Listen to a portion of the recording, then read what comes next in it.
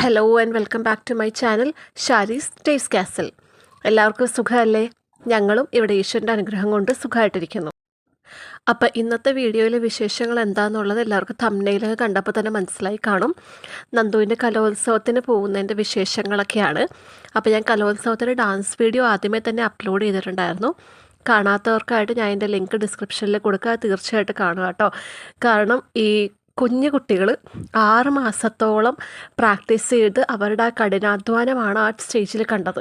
ഇവരുടെ മാത്രമല്ല, ഓരോ കുട്ടികളുടെ ഡാൻസും അത്രയ്ക്ക് അടിപൊളിയാണ്. അപ്പോൾ എല്ലാവരും നമ്മൾ ശരിക്കും പറഞ്ഞാൽ അതിന് നമുക്ക് അതിശയം തോന്നും കുട്ടികളുടെയൊക്കെ എനർജി കാണുമ്പോഴത്തേക്ക്. അപ്പോൾ നവംബർ 15-ാം തീയതി ആയിരുന്നു തൃപ്പൂണിത്തുറ ഉപജില്ലാ കലോത്സവത്തിൻ്റെ ഗ്രൂപ്പ് ഡാൻസിൻ്റെ കോമ്പറ്റീഷൻ. അപ്പോൾ അന്ന് ഞാൻ ലീവ് എടുത്തു. എന്നിട്ട് ടീച്ചർ രാവിലെ തന്നെ ഞങ്ങളോട് വരാൻ പറഞ്ഞിട്ടുണ്ടായിരുന്നു. കാരണം ഒരു 1-2 പ്രാവശ്യം റിഹേഴ്സൽ നോക്കാനുണ്ടായിരുന്നു. അപ്പോൾ 9 മണിക്ക് വരാൻ പറഞ്ഞിട്ട് ഞങ്ങൾ സ്കൂളിൽ എത്തിയപ്പോൾ 9:15 കഴിഞ്ഞായിരുന്നു. അപ്പോൾ 1-2 പ്രാവശ്യം റിഹേഴ്സലൊക്കെ നോക്കി. എനിക്കറിയാം, ഞാൻ വീഡിയോ അപ്ലോഡ് ചെയ്തപ്പോൾ കുറച്ച് ലേറ്റായി, കാരണം എഡിറ്റ് ചെയ്യാൻ കുറച്ച് താമസിച്ചു പോയി, അതാണ് പറ്റിയത്. അപ്പോൾ റിഹേഴ്സലൊക്കെ നോക്കിക്കഴിഞ്ഞിട്ട് ഞങ്ങൾ പിന്നെ കലോത്സവത്തിൻ്റെ കോമ്പറ്റീഷൻ നടക്കുന്ന സ്കൂളിലേക്ക് ഞങ്ങൾ വേഗം തന്നെ പോയി. കഴിഞ്ഞ തവണത്തെ ഉപജില്ലാ കലോത്സവത്തിന് ഞങ്ങൾ സ്കൂളിൽ നിന്ന് തന്നെ റെഡിയായിട്ട് മത്സരം നടക്കുന്ന വേദിയിലേക്ക് പോവുമായിരുന്നു. അപ്പോൾ അവിടെ ചെന്നപ്പോഴത്തേക്ക് ഞങ്ങൾ ശ്രദ്ധിച്ചു, മിക്ക സ്കൂളുകളും അവിടെ വന്ന് തന്നെയാണ് റെഡിയായത്.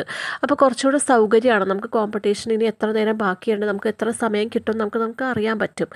അത് കാരണം ഞങ്ങൾ ഇത്തവണ ഈ കോമ്പറ്റീഷൻ നടക്കുന്ന വേദിയിലേക്ക് ഞങ്ങൾ അവിടെ പോയി റെഡിയാവാമെന്ന് വിചാരിച്ച് ഞങ്ങൾ രാവിലെ തന്നെ അങ്ങോട്ട് സ്കൂളിലേക്ക് പോയി. കഴിഞ്ഞ അവിടെ എങ്ങനെയാണെന്ന് വെച്ചാൽ ഞങ്ങൾക്ക് ഒരുപാട് സ്ഥലം ഉണ്ടായിരുന്നു. ഓരോ സ്കൂളുകാർക്കും ഓരോ ക്ലാസ് മുറിയായിട്ട് കിട്ടിയായിരുന്നു. പക്ഷേ ഇത്തവണ അത്രയും സൗകര്യങ്ങളൊന്നും ഇല്ലായിരുന്നു. പക്ഷെ അവസാനം ഞങ്ങളൊരു മുറി ഒപ്പിച്ചെടുത്തു. എന്നിട്ട് അവിടെയാണ് ഞങ്ങൾ പിന്നെ റെഡിയാവാൻ തുടങ്ങിയത്. മുറിയൊക്കെ കിട്ടി ഒന്ന് സെറ്റിലായി കേട്ട് അപ്പം തന്നെ കുട്ടികളെ വേഗം മേക്കപ്പ് ചെയ്യിപ്പിച്ച് തുടങ്ങിയായിരുന്നു. കാരണം ഈ 7 പേരെ മേക്കപ്പ് ചെയ്യിപ്പിച്ച് എടുക്കണമല്ലോ, ചില്ലറ കാര്യമൊന്നുമല്ലല്ലോ. മേക്കപ്പ്, മുടി, കോസ്റ്റ്യൂം, ആഭരണങ്ങൾ എല്ലാം ഉണ്ടല്ലോ. അപ്പോൾ അങ്ങനെ ഓരോരുത്തരെയായിട്ട് മേക്കപ്പ് ചെയ്യിപ്പിച്ച് തുടങ്ങി. പക്ഷേ നന്ദുവിനെയൊക്കെ ലാസ്റ്റായിട്ടാണ് മേക്കപ്പ് ചെയ്യാതിരുന്നത്. കാരണം നന്ദുവിന് ഇംഗ്ലീഷ് റെസിറ്റേഷൻ ഉണ്ടായിരുന്നു, അത് ഉച്ചയ്ക്കായിരുന്നു. അപ്പോൾ അതിന് ശേഷമാണ് നന്ദുവിന് റെഡിയായ മതിയെന്ന് ടീച്ചർ പറഞ്ഞു. അപ്പോൾ അത് കാരണം ബാക്കി കുട്ടികളൊക്കെ വേഗം റെഡിയാക്കി തുടങ്ങിയതേ പിന്നെ സമയം പോയത് അറിഞ്ഞില്ല. അപ്പോഴത്തേക്ക് ഉച്ചയായി. എന്നാൽ പിന്നെ ഭക്ഷണം കഴിച്ചിട്ട് ഇവർ ബാക്കി റെഡിയാക്കാമെന്ന് വിചാരിച്ചു. കാരണം ഇല്ലെങ്കിൽ പിന്നെ മേക്കപ്പ് ചെയ്യാനൊന്നും പറ്റില്ലല്ലോ, അതുകൊണ്ട്. അപ്പോൾ വേഗം ഭക്ഷണം കഴിച്ചപ്പോഴത്തേക്ക് റെസിറ്റേഷനുള്ള സമയമായി. പിന്നെ recitation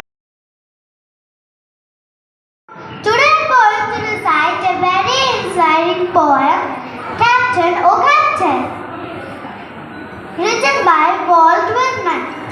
Oh Captain, my Captain, our fearful trip is done. The ship has weathered every rack. The കഴിഞ്ഞ കൊല്ലം കലോത്സവം കണ്ടതിൻ്റെ ഒരു എക്സ്പീരിയൻസ് ഉള്ളത് വെച്ച് എനിക്ക് ഈ കലോത്സവ വേദിയിൽ വന്നപ്പോൾ തൊട്ട് ഭയങ്കര ടെൻഷനായിരുന്നു. കാരണം അമ്മാതിരി ഒരു കോമ്പറ്റീഷനാണ്, ഒരു സ്പിരിറ്റാണ് ഓരോ കുട്ടികളിലും അവരുടെ ഓരോ പെർഫോമൻസിലും. അപ്പോൾ അത് കാരണം എനിക്ക് നല്ല രീതിയിലേക്ക് ടെൻഷൻ ഉണ്ടായിരുന്നു. പക്ഷേ ടീച്ചേഴ്സ് ഒരു ടെൻഷനൊന്നും ആവണ്ടെന്ന് പറഞ്ഞു. അപ്പോൾ നന്ദു റെസിറ്റേഷൻ നല്ലോണം തന്നെ ചെയ്തു. അതായിട്ട് പിന്നെ റെസിറ്റേഷൻ കഴിഞ്ഞിട്ട് വേഗം തന്നെ റെഡിയാവാൻ തുടങ്ങി. അപ്പോഴേക്കും ബാക്കി കുട്ടികൾ ഒരുവിധം റെഡി ആയിട്ടുണ്ടായിരുന്നു. അവരുടെ മേക്കപ്പൊക്കെ കംപ്ലീറ്റ് ആയിട്ട് അവർ മുടിയൊക്കെ കിട്ടിക്കഴിഞ്ഞായിരുന്നു. പിന്നെ സമാധാനത്തോടെ നന്ദുവിനെ മേക്കപ്പ് ചെയ്യിപ്പിച്ച് തുടങ്ങി. പക്ഷേ അപ്പോഴേക്കും ഒരു 1:30-2 മണിയൊക്കെ ആയായിരുന്നു. സമയം പറഞ്ഞിരുന്നത് 3 മണിയാകുമ്പോഴത്തേക്കും ഡാൻസ് കോമ്പറ്റീഷൻ തുടങ്ങും എന്നാണ്. പക്ഷേ പിന്നീട് മനസ്സിലായി ഗ്രൂപ്പ് ഡാൻസ് തുടങ്ങാൻ ലേറ്റ് ആവുമെന്ന്. കാരണം ഈ ഗ്രൂപ്പ് ഡാൻസിൻ്റെ ജഡ്ജസ് തന്നെയായിരുന്നു ഫോക്ക് ഡാൻസിൻ്റെ ജഡ്ജസ്. അതായത് 2 ഫോക്ക് ഡാൻസിൻ്റെയും ഗ്രൂപ്പ് ഡാൻസിൻ്റെ ജഡ്ജസ് ഒരേ ആൾക്കാർ തന്നെയായിരുന്നു. അപ്പോൾ ഫോക്ക് ഡാൻസ് കഴിയാതെ അവർ ഗ്രൂപ്പ് ഡാൻസിന് ജഡ്ജ് ചെയ്യാൻ വരില്ല. ഫോക്ക് ഡാൻസ് ആണെങ്കിൽ 55 എണ്ണത്തിൻ്റെ അടുത്തം കണ്ടിട്ടായിരുന്നു. അപ്പോൾ അത് കഴിയാൻ ലേറ്റായി. അതിന് ശേഷമാണ് ഗ്രൂപ്പ് ഡാൻസ് തുടങ്ങാനിരുന്നത്. ഡാൻസ് തുടങ്ങാൻ ലേറ്റാവുമെന്ന് അറിഞ്ഞുകൊണ്ട് തന്നെ എല്ലാ കുട്ടികളെ നല്ല രീതിക്ക് നല്ല ഭംഗിയായിട്ട് ഒരുക്കാൻ സാധിച്ചു. അപ്പോൾ മേക്കപ്പിന് ചെയ്യാൻ വന്ന മേക്കപ്പ് ആർട്ടിസ്റ്റ് ആണെങ്കിലും അവർ രണ്ടുപേരും നല്ലോണം തന്നെ നല്ല അടിപൊളിയായിട്ട് മേക്കപ്പ് ചെയ്തു. ഇത്തവണത്തെ കോസ്റ്റ്യൂം ആയാലും മേക്കപ്പ് ആയാലും ജ്വല്ലറീസ് ആയാലും എല്ലാം നല്ല രസമുണ്ടായിരുന്നു.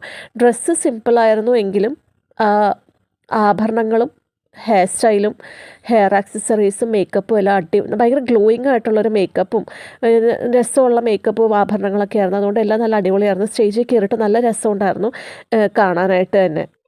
അങ്ങനെ ഡാൻസ് തുടങ്ങാറായപ്പോഴത്തേക്കും പിന്നെ ഞങ്ങൾ ആ റൂമിൽ നിന്ന് ഇറങ്ങിയിട്ട് ബാഗെല്ലാം എടുത്ത് കുട്ടികളെയും കൊണ്ട് മെയിൻ സ്റ്റേജിന് അങ്ങോട്ട് പോയി.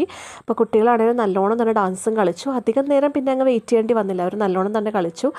ഈ ഡാൻസ് എല്ലാം കഴിഞ്ഞാൽ പിന്നെ ഒരു 9 മണിയോടുകൂടി ഞങ്ങൾ വീട്ടിലെത്തി കഴിഞ്ഞിട്ട് ഈ മേക്കപ്പ് എല്ലാം കഴുകിക്കളഞ്ഞ് ഈ മുടിയിൽ കെട്ടിയിരിക്കുന്ന സാധനങ്ങളും എല്ലാം അഴിച്ചു കളയാനായിരുന്നു പാട്. എന്തോരം ചരടും സ്ലൈഡും ആയിരുന്നു തലയിൽ. അതെല്ലാം ഊരിക്കളഞ്ഞപ്പോഴാണ് നന്ദുവിന് പിന്നെ ആശ്വാസമായത്.